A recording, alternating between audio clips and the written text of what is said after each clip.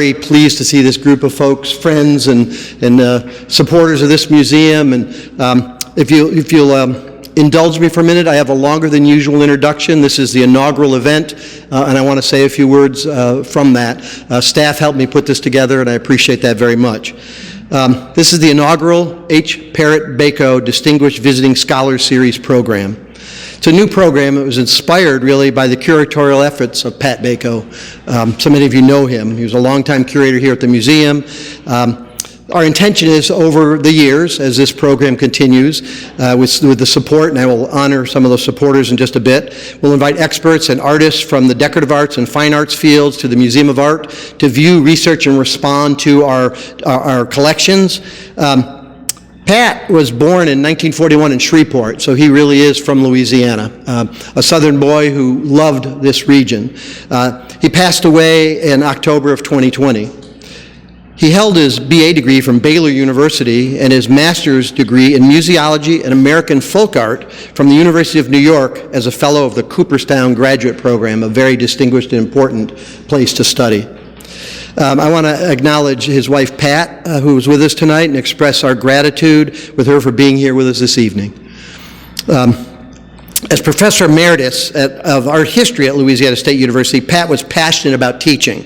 His vocation was his avocation, and he enlightened and entertained his family, friends, generations of students, really preaching the good word, right, about decorative arts, fine art, British art, American art. One time he was asked if he hunted, as you might be in Louisiana, he said, yes, antiques. So I think is a very important, it's kind of like maybe that's the subtitle for tonight. At 67, he began his career as a curator of what was then the university's Anglo-American Art Museum in the Tower, really the very, very early years of the development of this collection and this institution, and he was an instructor in art history. He continued to be active following his retirement at LSU in 2008. Some of the things he did that I think are just like critical to the development of the arts in our region, in our state. He built the collections of Adrian Persac's works here at this institution, some of the greatest paintings by Louisiana artists of the 19th century. He built the Newcomb College collection, and it is beloved by so many people in this room and collected by many of you, because I've seen some of them in your homes. He also, the New Orleans Silver collection, that quite, I always call it the bling room when I'm upstairs. It sparkles with brilliance and a lot of statement about our state. Carolyn Duro, I can never say it right, somebody will correct me, I'm sure. Carolyn was an amazing printmaker who is recognized worldwide for her achievements in printmaking. She worked in electronic prints and actually used some things that you could use Geiger counters to measure their background radiation because of how she mixed inks. Though that was done once, I understand, and I guess if you do it just the background of a banana or something, that's no stronger now. They've deteriorated, thankfully, because they're stacked back there.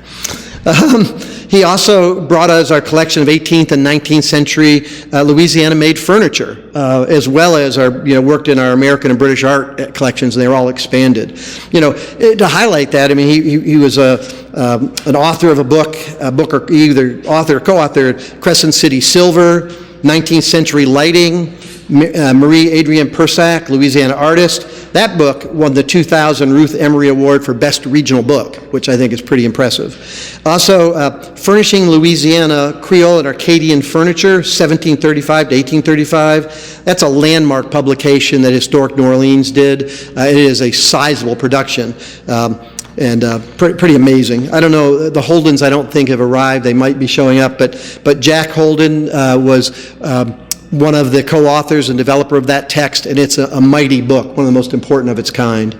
Pat served on so many boards, and he was an interior consultant for a number of public-private restorations in Louisiana, Mississippi, Alabama. His unquestioned favorite might be Magnolia Mound. So many of you know that, and how much he did for the interiors of that space. Our Creole raised cottage that we have just down the river. He leaves behind a legion of wonderful and dear friends. Donations were given in his memory. They've been made to Magnolia Mound. They also came through the LSU Foundation for the Museum of Art. In fact, that's much of what has made tonight possible. Let me list the sponsors for tonight, and I know some of you are here. Janet and Sandy Arst, right here, and I want to thank Sandy because he's really working with Barbara and has led so much of this effort.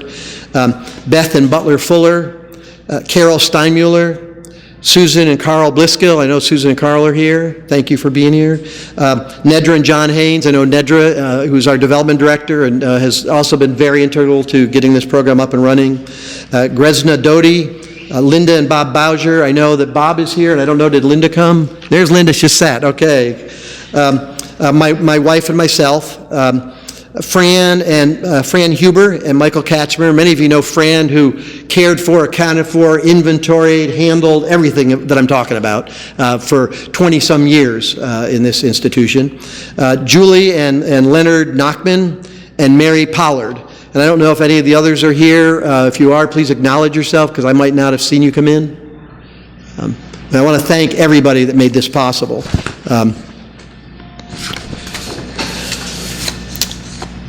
I want to say tonight, I think even more special, that Dr. Spieth, he knew and worked with Pat, was an admirer, and I'm just thankful for him joining us for this inaugural event.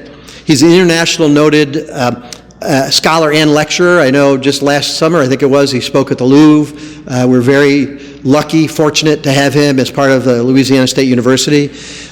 His interesting series of degrees that he has, a BA from the University of Nebraska. You know, this is a European boy who came to Nebraska to study. Got his MA at Illinois at Urbana-Champaign. His MBA at the International University of Japan, so he has a degree in business, and a PhD from the University of Illinois, Urbana-Champaign. Before coming here, he joined the faculty, I should say, in 2003, and before coming here, he was a curatorial fellow at the Fogg Art Museum at Harvard. He worked in a commercial gallery dealing with Russian avant-garde. He was a Mellon visiting professor at the California Institute of Technology. His specialty is modernism, but he really works in that interesting interrelationship of art, intellectual history, and economics, hence an MBA. Becomes a very integral part to that study. He's done several major monographs, and one of them is Revolutionary Paris and the Market for Netherlandish Art. Kind of an esoteric area, but I can tell you, he shared articles with me, and I found it fascinating, an area I didn't think I would find fascinating. You know, the money that drives a market that creates the history in some ways. He also did Napoleon's Sorcerers. He's the subject editor for Art Markets, Law and Economics for the Grove Dictionary of Art from Oxford University Press. The Dictionary of Art is an incredible compendium. It was at one point a huge multi-volume thing and has now moved online, but he's working on the printed version of the forthcoming Grove Guide to Art Markets, which I think is pretty exciting for the world of scholarship and history. Amongst other projects, and I think one that brings it really close to home, he's in collaboration with the Snipe Museum of Art at Notre Dame. He is working on a comprehensive study of the African-American sculptor Frank Hayden, who I think most of you in this room know. We have several pieces. If you go right over by our new downtown library, there's wonderful pieces of Frank there, some in our galleries upstairs. He lived and worked in Baton Rouge, and one of the great American sculptors that deserves the recognition such a project and a text will end up, I think, giving him. One of the fun parts is, you know, Darius, he's not hard enough working, right? He's got books, he's, editing things, he's researching economics, he's publishing. He also is in the Best Campus Guide of 2020. He was selected as the favorite professor of the year. Think about that all the students across campus picked Darius. And his course, Art 1001, Intro to Fine Arts, which he teaches to thousands of students every year, it won the best class. I love thinking about students in their courses of study that might not be art majors that have sat with Darius, have studied and learned about the range of art in a massive lecture hall, but they took it as part of their course of study, whatever their major is, and they're better for it, and they liked it. I have to say that for me, I remember being a freshman taking an art history class and sitting in the front row at 8 in the morning and not falling asleep. I thought it was great.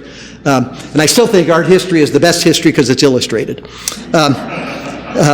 Tonight's talk is The Art of Collecting Glass, a personal journey in the field of decorative arts. Darius is going to talk about the golden age of Murano glass from the 20s all the way through the 1960s. He's also going to talk about the colorful Memphis Design movement. He's going to really talk about how that centuries-old tradition, what happens to it in a machine age period, and the dawn of computer aesthetics, and how does all that come together in glass. He's going to look at some Murano-inspired figures in American studio glass, like people like Dale Chihuly, and I'll say I have a Dale Chihuly tie on tonight in honor of this, and Darius pointed out it's got LSU good colors here, the purple. Well, anyways, with that said, I just want you to welcome you to tonight's inaugural lecture, and please join me in welcoming Darius B to be our opening lecturer.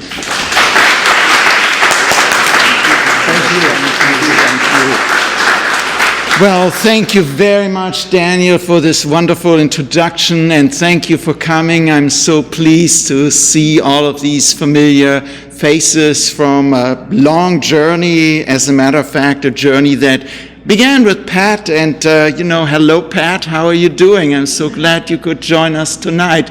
If I look at this picture, it's like he could step into this room right away. It's so much Pat with the bow tie and the smile, and so it's very, very touching. And I spent endless hours when I arrived here in 2003, and art history was still taught with slides, right? And you would go to the slide room, you would pull slides, and you would spend time together in the slide room, and you would have conversations. And I don't know how many hours of conversation we had, and he was really a great support and a wonderful man.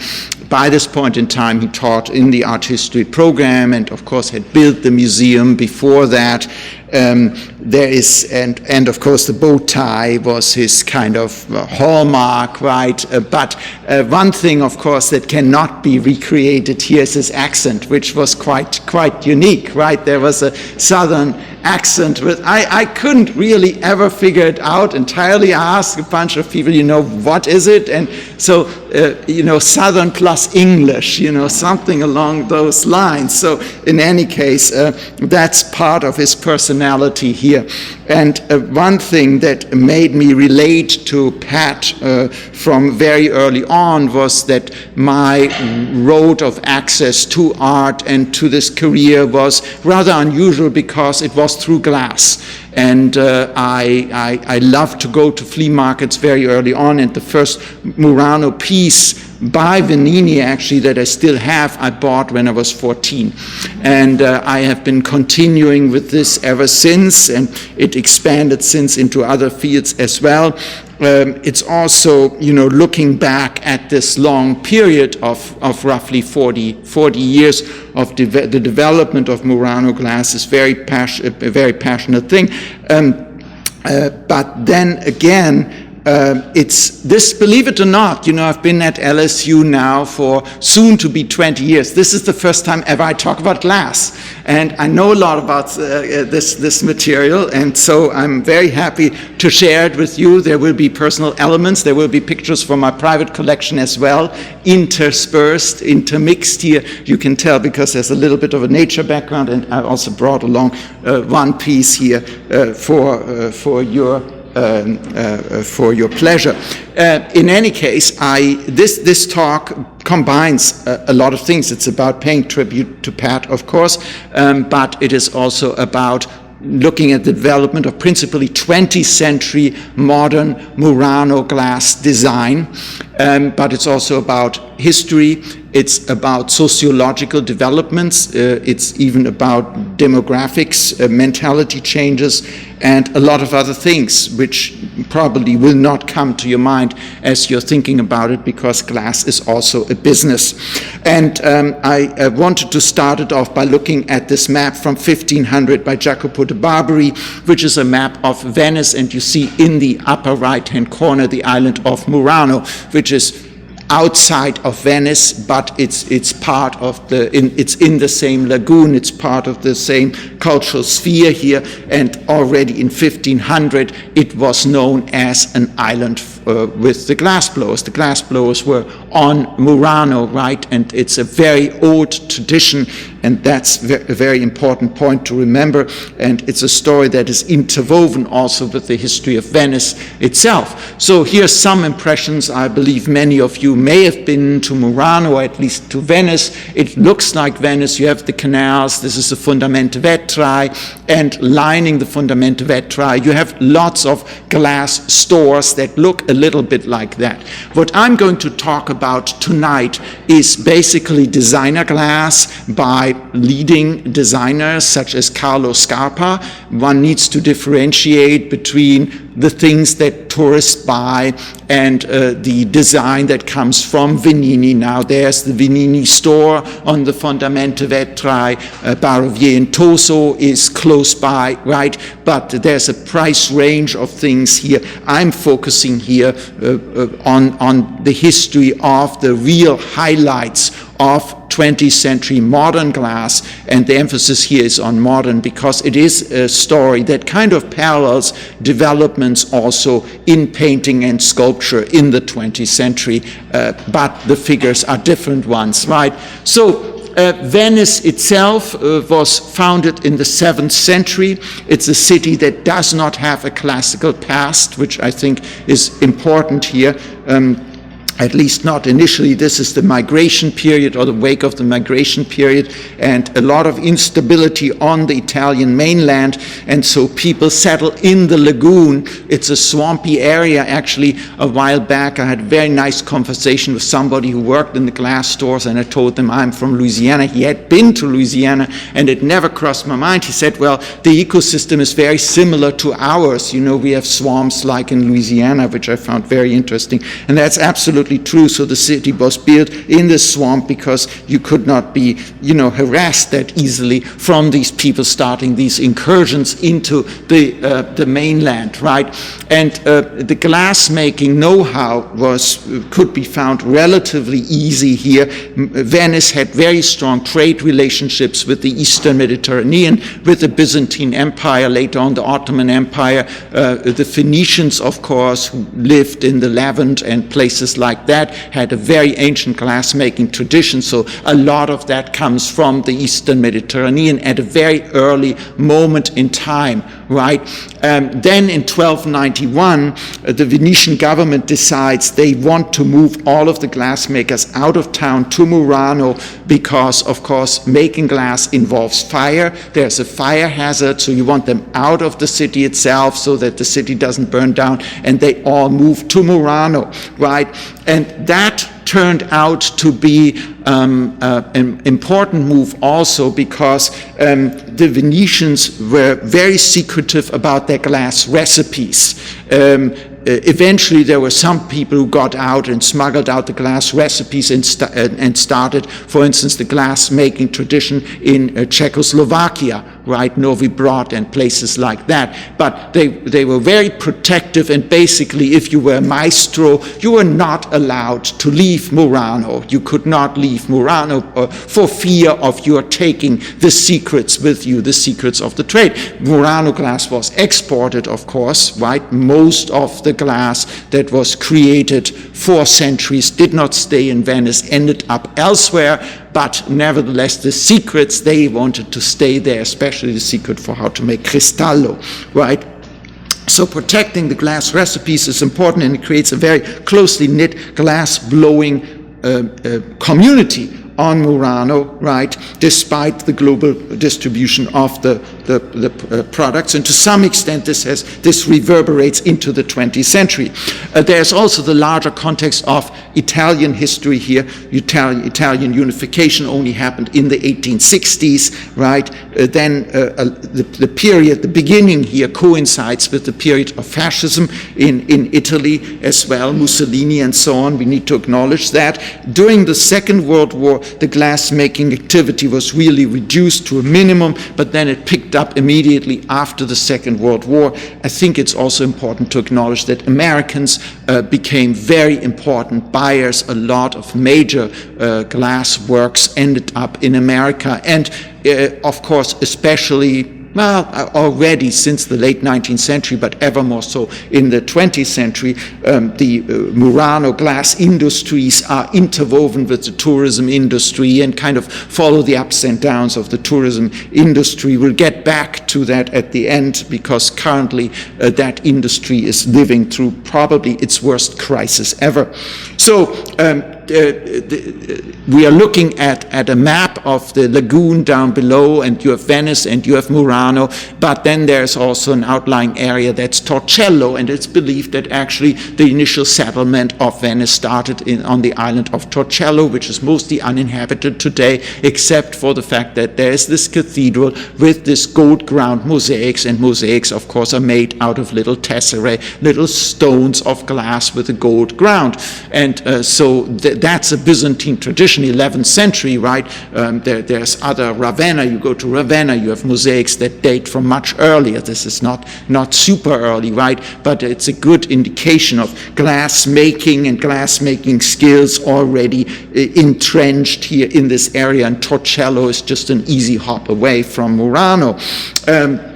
There was definitely a strong glass blowing, a lot of glass blowing activities going on during the Renaissance already. This is the famous Barovier cup. It's believed to have been a wedding gift from 1460. And the Barovier family still is active today. There are still descendants of that family. There's still Barovier and Toso. The furnace is still there. And I'll talk about it in a moment in the 20th century context. So this kind of consistency is really amazing. And of course, these were luxury objects that were sold across Italy and Europe. So this is a painting, however. It's a painting by Paolo Veronese called The Annunciation. It's in the Accademia, which is a major museum in Venice. And I wanted to draw your attention to the little vase over to the right-hand side. Hopefully everybody sees the blue arrow, right? The blue arrow. And there's a vase, right? And that vase became the company logo of Venini. And in the 1920s, there was a designer named Vittorio Zecchini who worked for Venini, which was a furnace that had recently been founded by a lawyer called Paolo Venini and an antique dealer named Giacomo Capellan. And their company logo became the Veronese vase, which they reproduced from that painting. And it's a very simple form. It's a Renaissance form, of course, but it's also made out of very light glass. Early Murano glass is light, and that has a lot to do with technological changes, right? The ovens were still fired with wood, later on with gas. That creates different possibilities, but at least at this point in time, you needed your glass is relatively light because of the fuel being used, and the possibilities were a little bit more limited than later in the 20th century.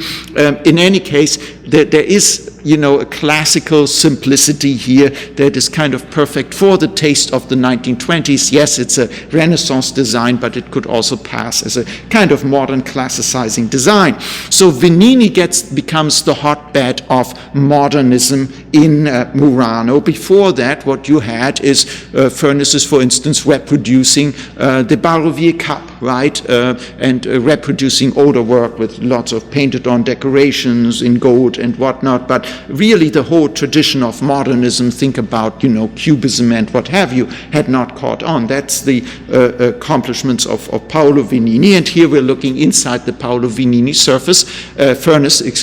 furnace. And so the way these furnaces, these companies operated is that you have designers, very often architects, interestingly enough, making the designs for the vases, the objects, the chandeliers, and what have you, and then these designs would be executed by a team of glass blowers, and it's a very hierarchical structure with the maestro in the center, right? And the maestro, that's kind of the highest rank you can have, and then you have all of the assistants, and it's like a ballet that is unfolding here. Venini is also special because most Venini works are signed. You have this three-lined acid-etched mark on the back that you see here. And we'll also talk about forgeries. Only seeing that doesn't mean necessarily that it's the real deal, but in any case, Venini works are signed. And these are some original Venini designs here. Now enter Napoleone Martinuzzi. And Napoleone Martinuzzi is really, pushing this to a greater height. Until now, you have these very simple, relatively light, transparent forms, and Napoleone Martinuzzi does something that's totally different, more heavy, bubble glass, not transparent at all, Napoleone Martinuzzi was a sculptor, and this is actually a marble sculpture that he did. It's the monument to the soldiers who died in World War I on Murano, right? And it's very classicizing, has an Art Deco touch. He later on moved on to become the first director of the Museo del Vetro, the glass museum on Murano, right? So that's where he served as a director in later years, but intermittently he also designed glass. And I wanted to start out with what I consider the most spectacular glass object, glass sculpture, which he did, unfortunately lost. We don't know what happened to Josephine Baker, but he did Josephine Baker in glass, and I'm sure you know who Josephine Baker was. Just recently her remains were brought over to the Pantheon in Paris, and of course, a very important figure, American expatriate in Europe, famous for her dance performances here, and the epitome of the Roaring Twenties. So he did this life-size sculpture, which was shown in the Hotel Excelsior on the Lido, which you see here, right? And I'll get back to this issue of the tourism industry and how it was interlinked with glassmaking, right? So the way you would, the way people would spend time in Venice has really changed between the 20s, 30s, even 50s and 60s, and today in major ways.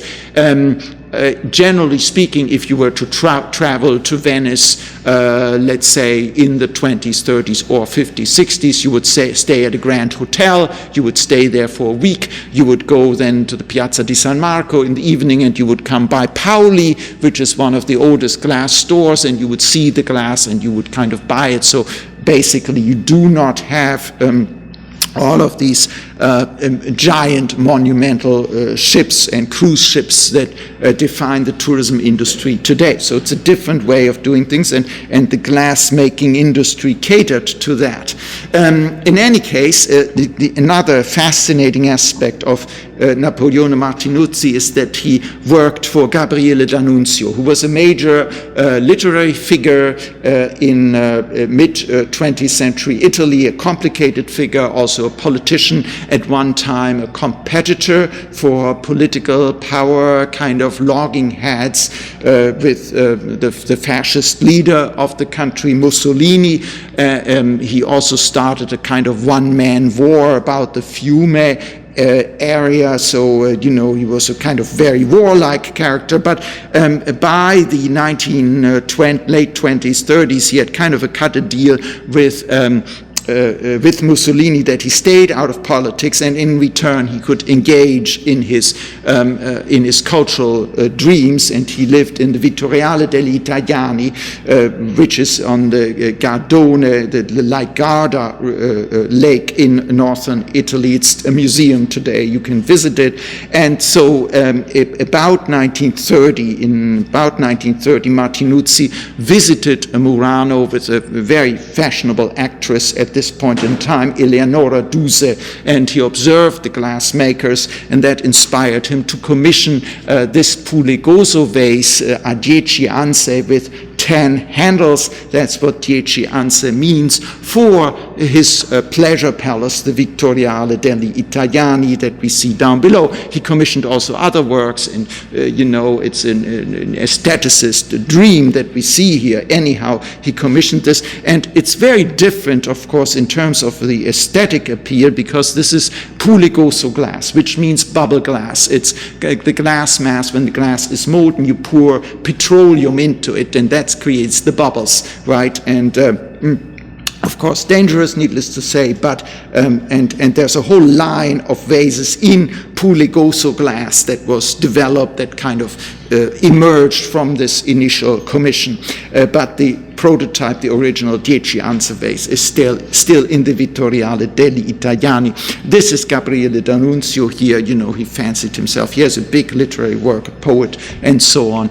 And this is an aerial view of the Vittoriale. If it reminds you architecturally of the LSU campus, I think you're absolutely right. It kind of intermixes Renaissance themes with modernism, right? And also the color scheme is similar in any case. That's that's where he lived, and it's a large, sprawling complex here, a large pleasure palace on Lake Garda. Here some more details of the Vittoriale degli Italiani and also tour de force, of course, of interior design.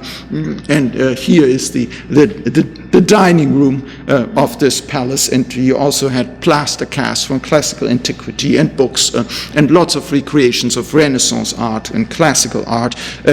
The important thing about, maybe I can go back for a moment, the important thing about this vase and other Pugliese vases is that they recreate excavated ceramics, and in particular this is supposed to imitate Etruscan ceramics.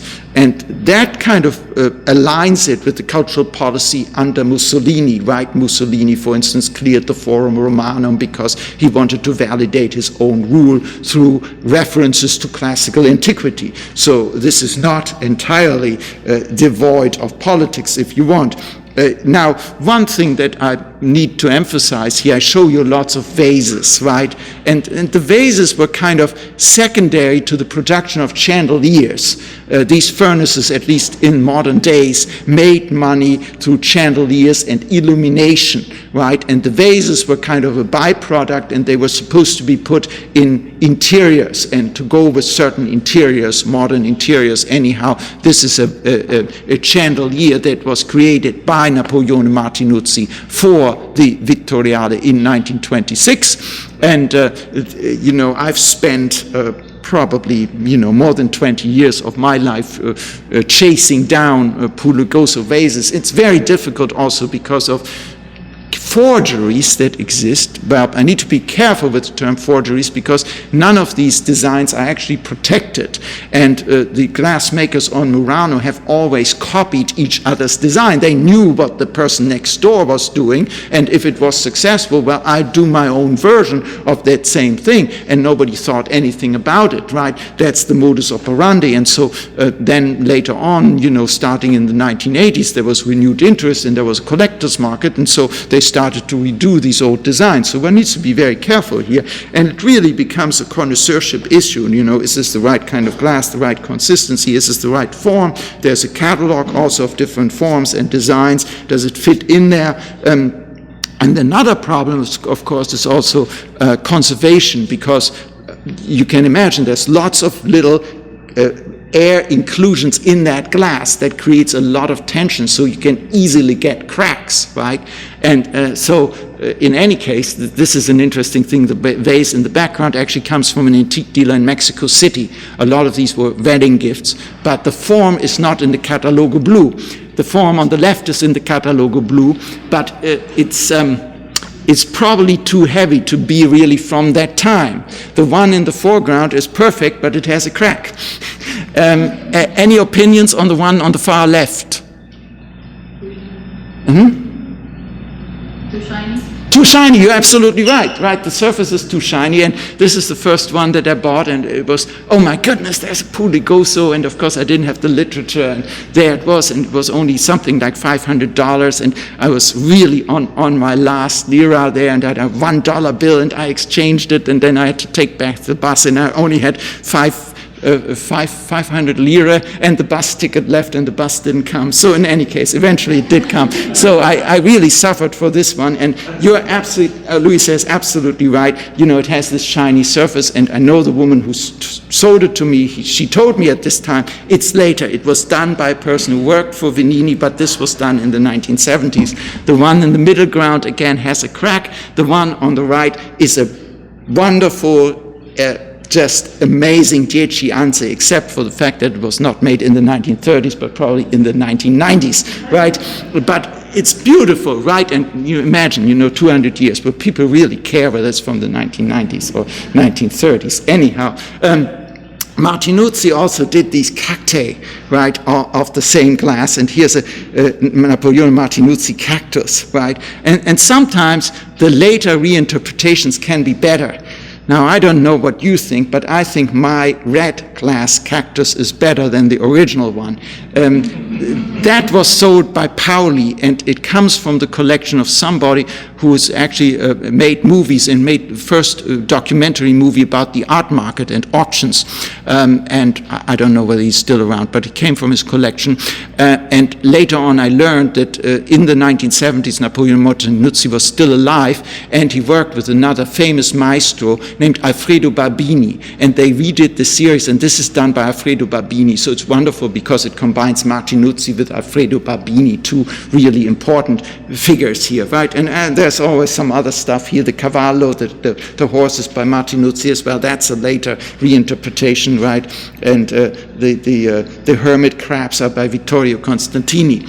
Anyhow, back to our initial phase here, right? So there's Vinini, and another very important furnace is Barovier, and later Barovier and Toso. This is an early 1920s Barovier vase, and now, of course, when you think about glass and you think about Art Nouveau, you think Gallet, right? But there's also an Art Nouveau element in Venetian art, and Niccolo Barovier, kind of translated Art Nouveau interest in natural forms in these Murine glass vases from that period. And so talking about glass, about Murano glass, also inevitably entails talking about the techniques.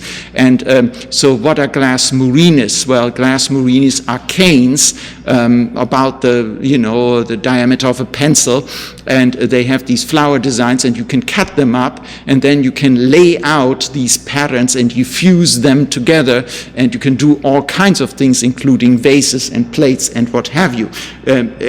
So this vase, incidentally, broke all records for Murano glass. It sold, I believe, a year or so ago for $500,000. That's another interesting side aspect to which I'll get back at the end, the price development, because the prices for original Murano glass have gone through the roof in recent years. At the same time, the production on Murano has completely declined for various other reasons, right? So it's kind of a painful remark to make, but I think Murano glass is really, we're talking more about it from the rear mirror already. And again, I'll give you my own interpretation of that. But I talked about murines as a very ancient technique. Now, this is modern, right? And it's obviously, there are flowers, flower design made out of fused murines.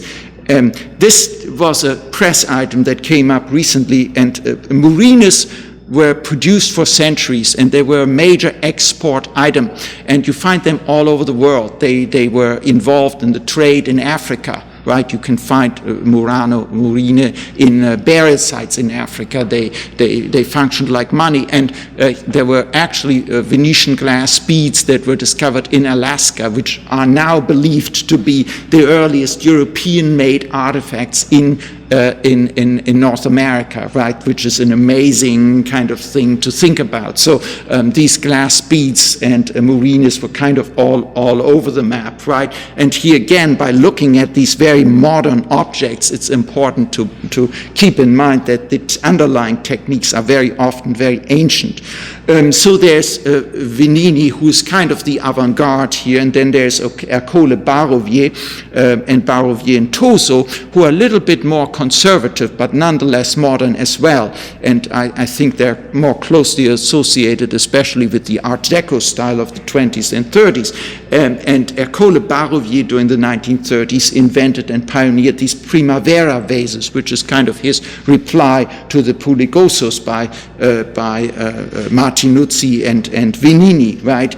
And these vases typically have a white body, white transparent body with this kind of spiderweb inclusions, and then black applications like that, which of course makes it very Art Deco.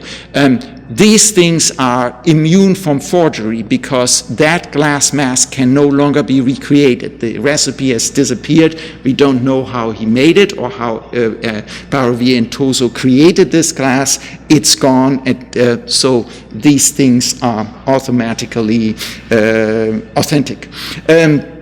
a lot of the inspiration for Murano glass also comes from the lagoon environment, sea creatures of one sort or another. And one example here is the so-called Medusa or jellyfish vase, and there's an actual such creature in the canals of Venice.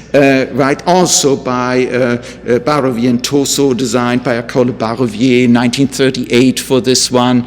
And just as a reminder, right, all of these furnaces, really the mainstay, the economic mainstay, are chandeliers like this. And the chandeliers don't figure at the top end of the market today, right? They have their value, but that's not what everybody's after. Everybody seems to be after the vases or perhaps the sculptures as well.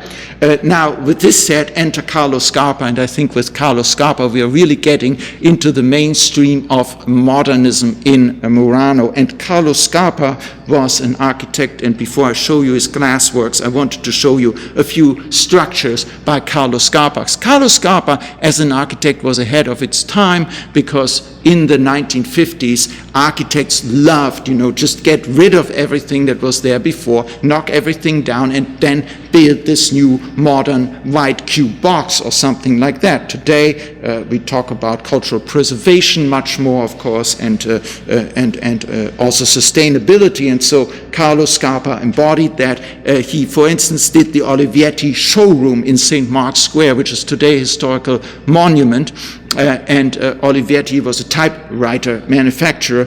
He's kind of the Italian Frank Lloyd Wright in many ways. And so he was confronted with the situation of doing a lot of design in Venice, a historical city. How can you reconcile modernism with a historical architectural context that you cannot really interfere with? And that was a solution to that with these brass highlights. He also did a lot of museum designs in Venice, but he is a die-hard modernist nonetheless, right? And the funny thing about that is, as long as I've been to Venice, it was always there, and there are always these old typewriters.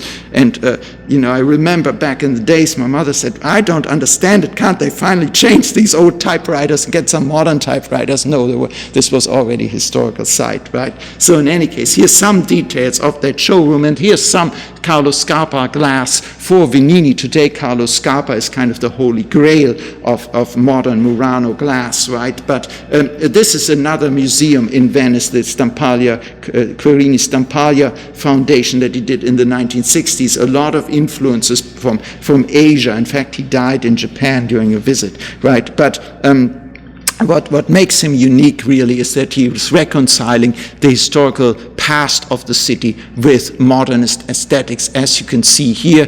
But then again, he's also a die-hard modernist. He also created this brutalist design, the public chapel for the Brion Cemetery here in late 60s, early 1970s, out of raw concrete, right? So with this, here's another view, right? So with this said, this is his early glass design for Venini. He created the so-called Finicio glass, and first for MVM Capelin, which was a spin-off of the original Venini firm, and then, of course, more of the same works for Venini, right? And there's mine, and I photographed it together with a work by a manufacturer called Salia, right? And that the Salia does mirrors and incising, cold-worked mirrors.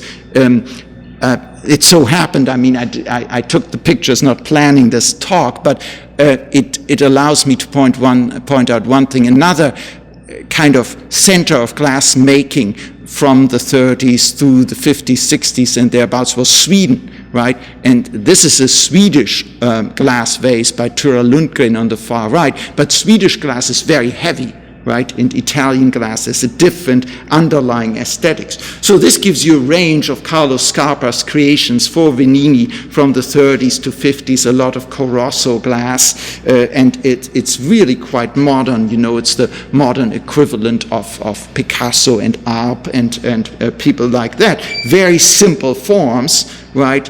And so we have the Apennellata with the brushstroke vases, and then down below, that's the Murine del Serpente, so it's a Murine glass in this kind of modernist snake form. It's supposed to imitate a snake, and given his interest in Asian culture, Asian applied arts, there's also the lacquer glass on the right. This comes from a German newspaper, and I found it interesting. So the price appreciation of Murano glass has been such that today even the mainstream press picks it up. And this says, in translation, where corrosion is a sign of quality, right? And the corroso, of course, means corroded glass. Now enter Peggy Guggenheim, right? Peggy Guggenheim, of course, the museum is named after her. You can visit the Peggy Guggenheim Museum in Venice.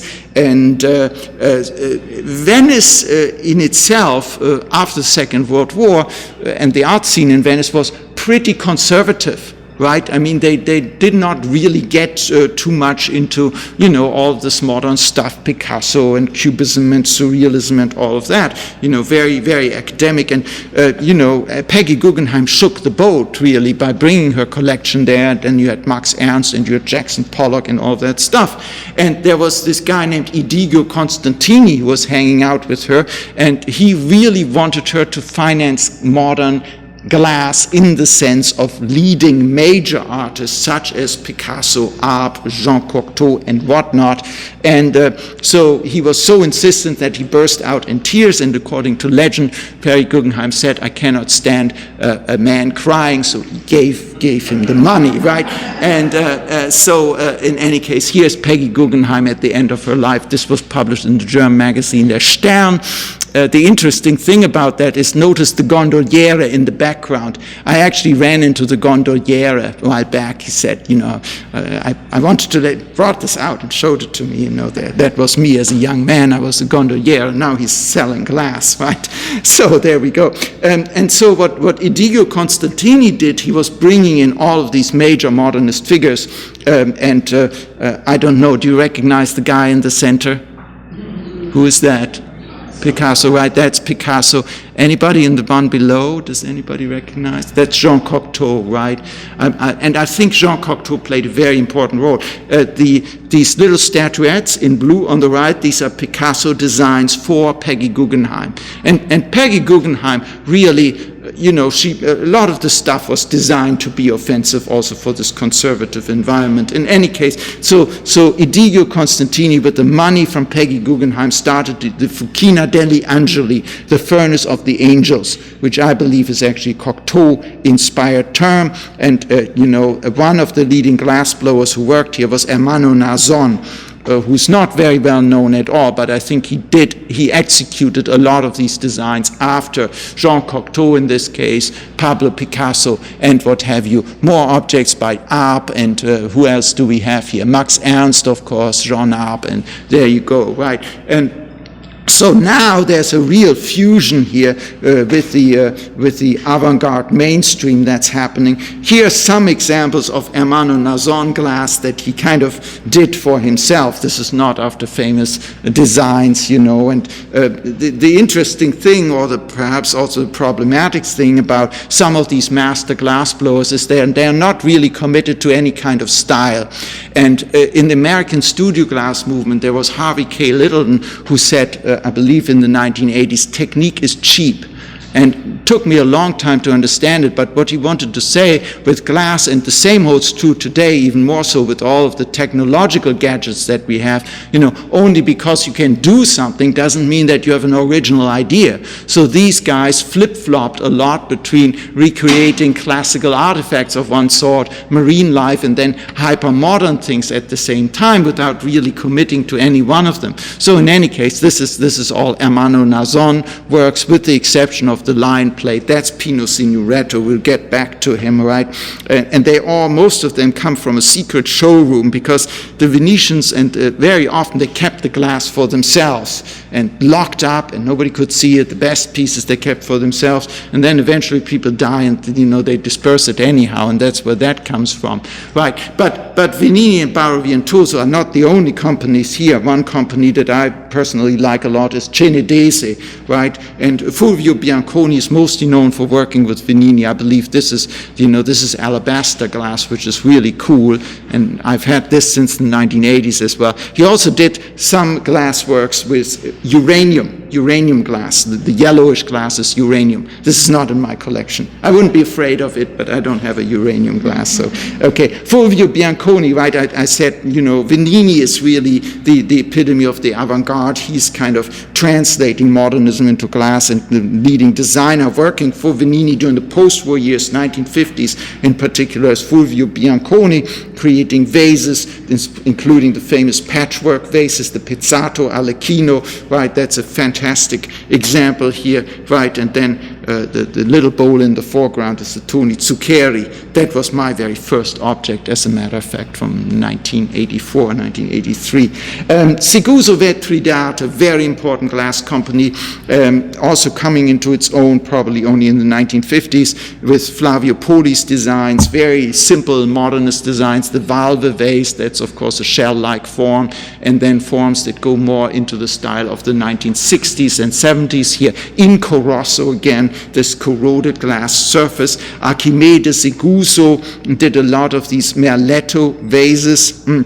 Merletto is a craft that is practiced on Murano, which is a neighboring island of Murano, and it's basically lace, right? These are textiles, so there's a textile influence there. Mazzigar is another company. Again, I believe this is a Fulvio Bianconi on the right, which has a white core with a very thin green layer, with a very thin green overlay, creating a wonderful opaque surface. Alfredo Barbini is one of the great maestros of the 20th century, probably the Sasso vases on the left, very modernist, right? You can think about Isamu Noguchi in the United States, perhaps, for an equivalent. But he too loved to play around with the idea of excavated vases and artifacts and whatnot. So now we're getting into the 60s and into the 70s, and I would say this is the first moment of crisis. And one place where that crisis manifests itself is the Venice Biennale, which happens every 2 years. It's a major show of international art, mostly in this day and age paintings and sculptures.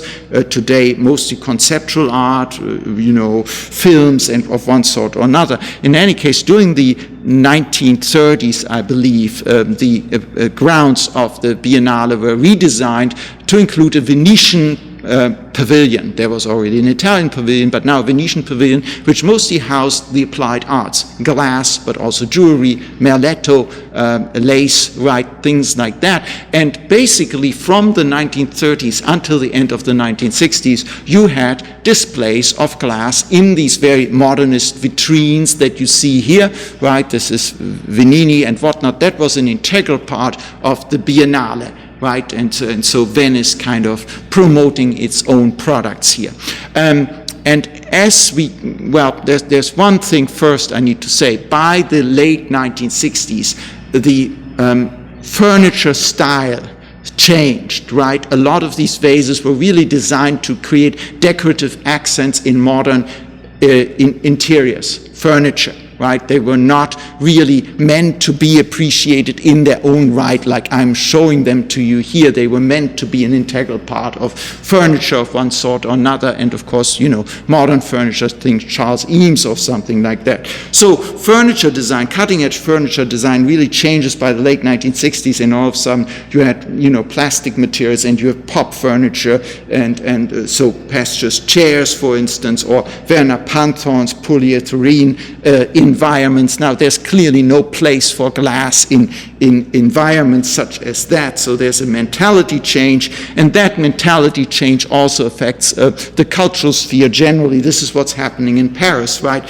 The famous May 68, and of course that translates also into similar events, on the cultural scene in America, the hippie movement and all of those kind of things. The May 68 is still talked about in a Parisian context, but it also affected Italy, and it also affected the Biennale. The 1968 Biennale in particular turned into a turning point. There were these protests, and it says something that this is the culture of the bosses. It's all about money. It's the art of the art of the bosses. It's the police art. There were protesters kind of raiding the Biennale grounds, partly slashing the canvases, damaging some. You can read La Biennale Fascista, the Biennale is fascist. And by chance, I came across on the internet this photograph. Daniel mentioned that I got my undergraduate from University of Nebraska, Lincoln. There are these properly nice dressed people about to embark from Lincoln, Nebraska to go and see the Biennale and have this piece of high European culture, and then they get that. I'm sure they were not amused, but in any case, there we go. And that had consequences, I think, in the longer term. There were still, of course, the furnaces were still operating, but the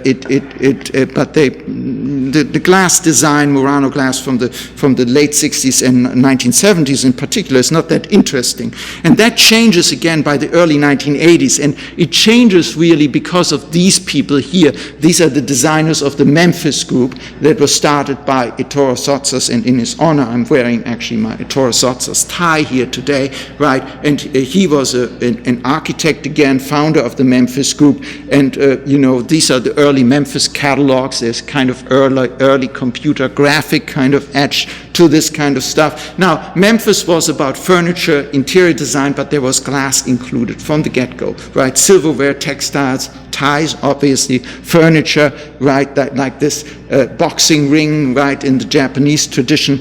So this is kind of the story how Memphis came about, right?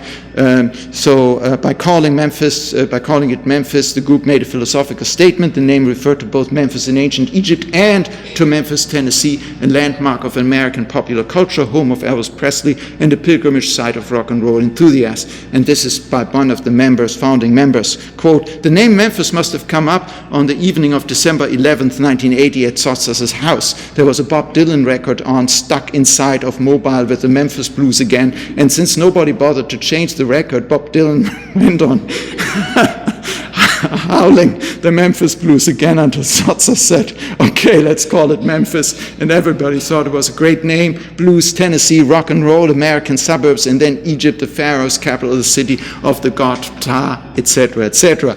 It resulted in furniture like this, which of course was an all-out assault on furniture in the Bauhaus tradition and functionalism, right? You have all of a sudden, you have this red light bulb on the sideboard, which was on top of that called Beverly, right? I mean, there's no use for a red light bulb on a sideboard like that. And it looks very precious, but it's not, because, the doors actually have the look of snake skin. But it's plastic veneer. It's the kind of stuff out of which McDonald's furniture is made out of, right? And that was deliberate, and it's ironical, and they're having a good time here with playing around with the materials. Aldo Cibic's Sophia writing desk, that gives you a flavor of what Memphis design was all about, right? Yes. This was the glass. There was glass. It was Murano glass. Was an integral part from the get-go, with designs by Ettore Sottsass, Michele De Lucchi, Marco Zanini, and so on. And it was included in the regular furniture catalog, at least initially, right? And very often, with a bluish touch here, very modern. This is something that I only learned relatively recently. There's principally one reason why Memphis took off. Does anybody know who this guy is by any chance? Any guesses? Karl Lagerfeld. Wow, congratulations, right on, spot on, right? Nobody cared about Memphis design, and one day Karl Lagerfeld went into one of the showrooms, and, he said, well, what's this? And this is interesting, and, how much is it? And he said, well, pack it all up and ship it to Monaco. And, that is his apartment in Monaco, and, we'll have our own Karl Lagerfeld moment in March, of course, when Vincent Daré, former assistant of Karl Lagerfeld, will visit us and probably speak here in the same series. So in any case, now Karl Lagerfeld is doing this, and everybody wants to do it, and really takes off internationally. And then there's kind of follow-up collections that are called Produzione Memphis. The original collection was not a limited edition collection. The second one, which I'm not so sure I'm as gripped by that, but it has a lot of, wire attachments. So this is the follow-up from the later 1980s. Now, what's interesting about Memphis is that there are other people who hop on the bandwagon and do their own version of Memphis, and sometimes it's pretty cool stuff, such as Heinz Oestergaard, who was a fashion designer, German fashion designer, and he did a similar series for Salviati. Now, this is totally forgotten today, right? Who speaks about Heinz Oestergaard and the Salviati designs, but in any case, that was the Modernaratio series here from 1985. This is Heinz Oestergaard, so he was kind of in the post-war years in Germany, leading fashion designer, famous also for designing the uniforms of the German police here, 70s, 80s, and thereabouts. Now, what's Barrow and Toso doing? I told you Barrow and Toso is a little bit more conservative, but by the late 1980s, they do their own version of Memphis, the so-called Profeti, the Prophets series by Noti Massari and Renato Toso.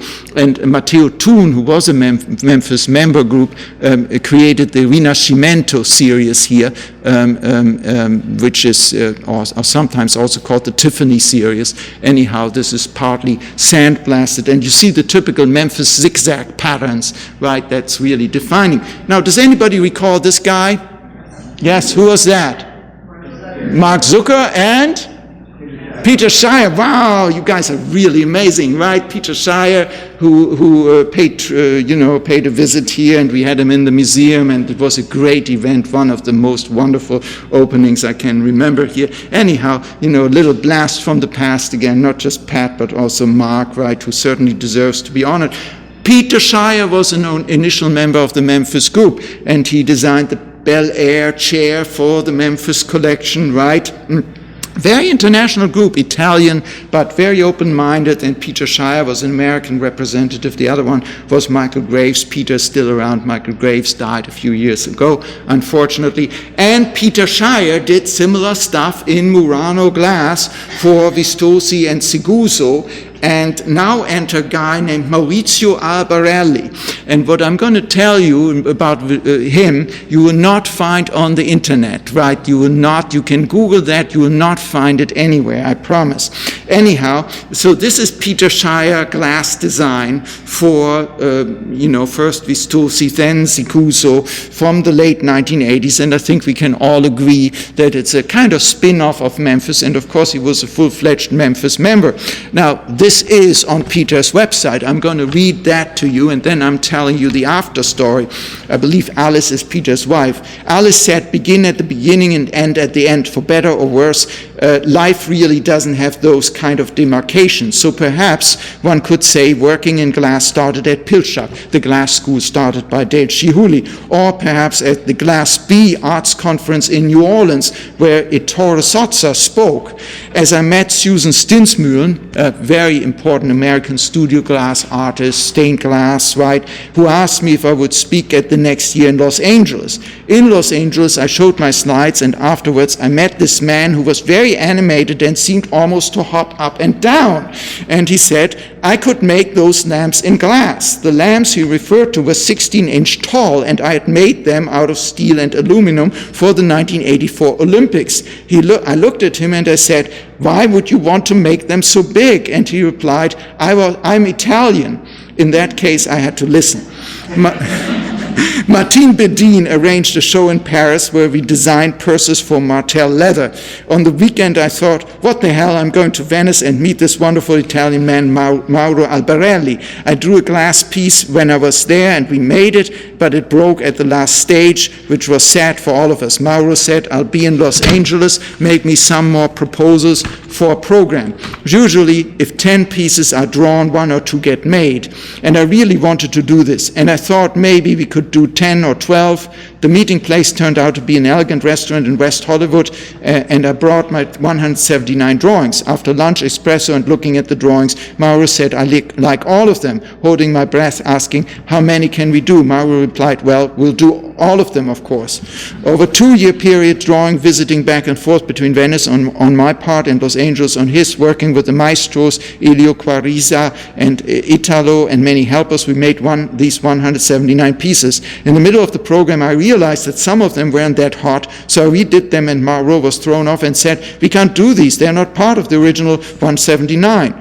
So to solve this, I went back and picked out 3 and the weakest pages and simply redid them and reassigned their numbers sequence to the new pieces. When Mauro saw the new drawings, he said, what's this? And I said, they have the same numbers. And he laughed and everything was okay. So that's that story, and of course you can really hear Peter here, and I don't know whether Peter really knows this, but I got the story from a man who's operating out of Germany, who's basically bought up in recent years a lot of stock from these companies that went into bankruptcy. And he told me the other story about Albarelli, which unfortunately is not such a happy story. Albarelli for a while, especially in the 1990s, was really the glass impresario about town. And he was doing amazing exhibitions and bought in the process Cenedese and Siguso, and also did shows of paintings, Ernst Fuchs, Austrian fantastic realism and stuff like that. And so he had a lot of money and really kind of dominated the glass scene. He was married to a Danish wife and lived on an island outside of Venice. And then apparently one night he was drunk and got into a fight with his wife, and he had a wine bottle, and I don't know whether he threw it or he did something. In any case, he killed his wife. That's the upshot of it. And then he realized what he had done, and then I believe the next thing, then he tried to commit suicide by throwing himself into the lagoon. They rescued him, they put him on trial and gave him a bracelet and whatnot, and then he set on fire his own residence with all of his artworks and whatnot. A very destructive, unfortunate story. From what I know, he's still alive, and there are people kind of supporting him anyhow. That was Albarelli, but he took down also Siguso and all of these other glass firms that he had acquired. And one glass firm of the 1990s who I absolutely love, and nobody talks about it, is Illyrici, and they did these wonderful objects, like Elvis the Pelvis. There's Elvis again. Italians really seem to like Elvis, I don't know why, and Agamemnon, right? And I haven't figured out the name of the one to the right yet, but I got it in Parisian Marché aux Puces, right? And really colorful, and also relying, of course, on these old techniques, but very flights of fantasy and so on. Now, another thing I wanted to mention about Murano glass is that it had a real impact on the American studio glass movement, which was started in the 1960s by Harvey K. Littleton and Dominic Labino in Ohio. Right, and so the premise of studio glass is that you have artists who have their own studios, their own furnace, and of course you need some help, you need to work in teams, but it's no longer something that's driven by companies and commercial enterprise, but private artists, right? And now, before long, early American studio glass artists discovered Murano and went there because you can learn these techniques. One of them is Marvin Lepofsky, who's in California, died, I believe, in 2016. Marvin Lepofsky did these sculptures. He operated on the assumption that all glass furnaces are kind of different. There's something that's specific to the materiality of glass. For instance, if you make something in Czechoslovakia at Novi Bor, right, you get different glass from Pilchak. And so he made these raw forms, and then he did the final treatment in the studio. And he worked, for instance, with Fratelli Toso here already in the 1970s, kind of picking up some of his skills. Or Richard Marcus, who's today in the Seattle area, and his big thing is again these marinas, the fused marinas that we talked about, creating these teapots, and he was very much a child of the Vietnam generation, used his own artistic practice to come out strongly against the Vietnam War, but he created these Marquis Scarpa, right? He's kind of referencing Carlo Scarpa in this work. And then there's, of course, Dale Chihuly, and this brings us back to the whole story of the chandeliers in Murano. Right here we are in the Victoria and Albert Museum. So he brought in he brought in Italian maestros to blow some of his early glass. So in any case, here's some more, glass installations by him, the Bellagio, for instance, but also in Dubai down below, right? So he got a lot of major commissions for hotels, private residences, but he also creates these major collector works, and for that purpose, Dale Chihuly lost one of his eyes in the late 70s in a traffic accident. If you lose one of your eyes, you lose three-dimensional depth perception, and that's dangerous if you want to make glass, if you want to blow glass. So his solution to that problem was that he hired some of these great Italian maestros and brought them over to Pilchuck in Seattle and to his studios to make the art for him. One of them was Lino Tagliapietra, who really helped him develop the famous Venetian series, right? And this was done in Washington State, but it's basically based on Murano techniques. And Lino Tagliapietra is one of the great masters, right?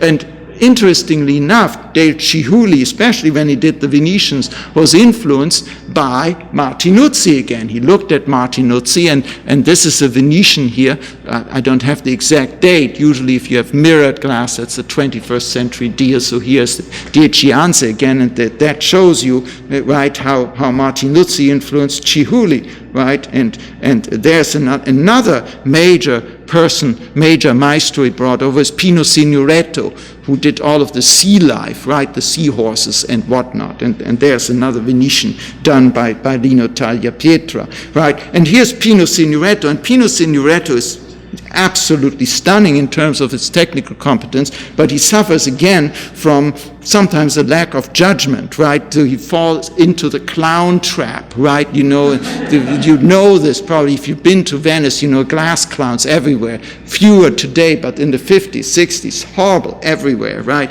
And so he's making the glass clowns, and he's just trying to do it all, basically to show off that he can do it. And it's impressive, huge things and amazing skills, but then again, there's no true commitment to any one style here. But I have a glass shoe that he did, Pino Signoretto, for a Japanese woman artist named Hiroko Ueki. The octopus vase in the middle, that's also by Pino Signoretto. And down below, he worked for Maria Grazia Rusin. And this is, of course, ironical. These are detergents with a Mondrian design, detergent bottles with a Mondrian design made out of handcrafted, hand-blown Murano glass. And this piece actually is blown by Pino Signoretto. Actually, the top piece is by Pino Signoretto. The bottom piece is blown by his son, and they were doing this after design by Maria Grazia Rosin, right? And so Maria Grazia Rosin is a contemporary female glass artist in Venice.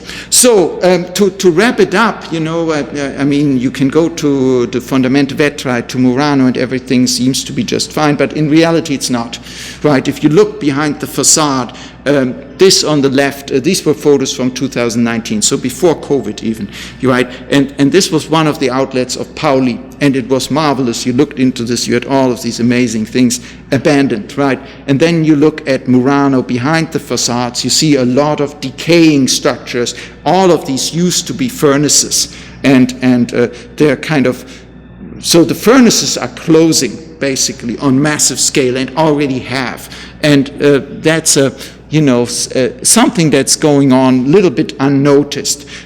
More often than not, the solution to that was to convert them into hotels. That's what everybody said. We're remodeling them and putting hotels, right? But that was pre-COVID, would that ever recover, right?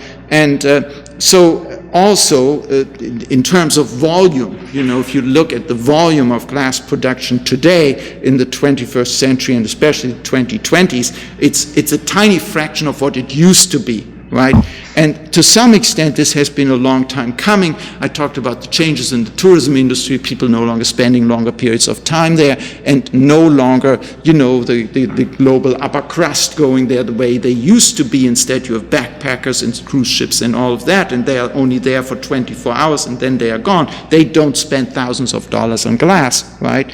Then there was Maurizio Albarelli and the bankruptcy of Siguso, Cenedese, and others. That was a big setback. There was also another scandal of 2 cash registers. A lot of these shops had actually 2 cash registers. One where you would ring up the real transaction one where you had the real transaction, and then the other one with the sales tax, right? It was a major tax evasion scheme, and they really cracked down on that, right?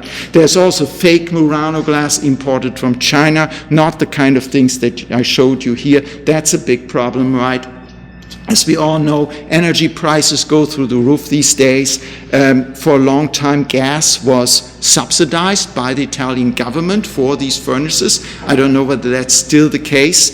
In addition to that, you have discussions about environmental concerns that did not exist 20 years ago. The gas is an interesting thing because, the early pieces, 20s, 30s, into the 1950s, they were done with furnaces fueled with wood. And then gas came on. Now, Venice sits on a gas bubble, okay? And so there was a natural source of natural gas, and of course they drilled into it. But is that a good idea? No, you're already being flooded all the time, right? And you're sitting, so they had to stop that right away, right? And so you can't drill into the bubble on which you're sitting. So in any case, that's energy prices. And I think also mentality changes in Italy. Italy was very much a country of entrepreneurs, and today everybody wants to have these government jobs. There are these crazy pictures where, they hire, a civil servant person, and you have 5,000 people taking a competitive exam to get this job. Right? And so generally speaking, also the art market, the antique trade, this is a shadow of its former self. Then also, how were these maestros, these glassmakers trained? Well, you started with an apprenticeship.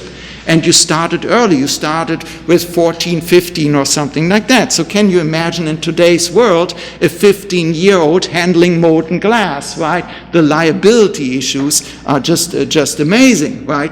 And then also the other issue is, that demographic issues. They're just, fewer young people there in Italy in particular. And so clearly the contemporary production, glass production in Murano is kind of in decline on various fronts. At the same time, if you look at the historical pieces that I showed you here, the prices are going through the roof, right? Christie's Sotheby's would not touch this a couple of years ago. Today, if it's Carlo Scarpa, they take it, of course, and the prices are sometimes in the hundreds of thousands of dollars, which they certainly had never been before. So there is this contradiction, I would say, almost a dilemma that on the one hand side, these historical works are so much in demand, and at the same time, the tradition that made these works possible is rapidly disappearing. So thank you again very much for coming tonight and for your patience.